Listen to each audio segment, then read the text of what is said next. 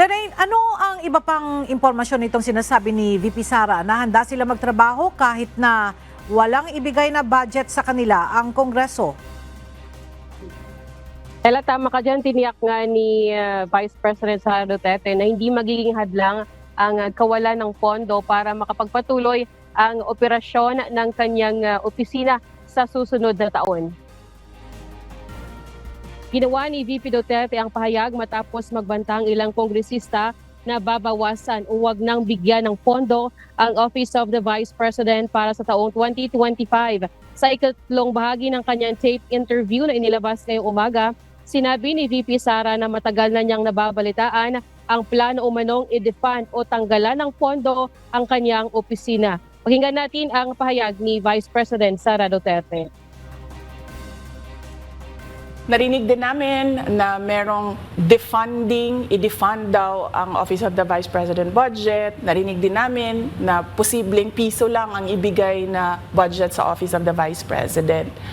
Handa ako sa Office of the Vice President na magtrabaho kahit walang budget.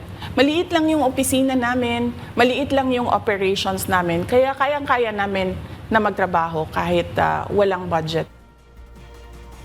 Magugunitang sa OVP budget deliberation ng House Appropriations Committee kahapon, hindi sumipot si VP Sara o sinumang kinatawan ng OVP sa hearing. Nagpadala lamang siya ng liham sa House leaders at sinabing naisumite na ng OVP ang lahat ng kailangang dokumento at presentasyon at bahala na ang Kamara na magpasya kung aaprubahan ang kanilang budget proposal.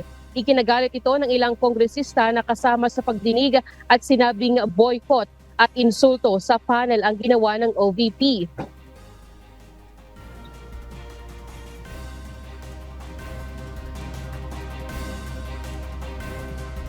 Alam naman namin na kapartiyan ng pag-atake, kaya kami, tutuloy-tuloy lang din kami sa kailangan namin gawin para sa bayan. Na-defer ang deliberasyon ng OVP budget at pag-uusapan pa sa mga susunod na pagdinig ang susunod na hakbang. Sa panig naman ni VP Duterte, sinabi niya ang planong defunding ay bahagi lang ng atake laban sa kanya.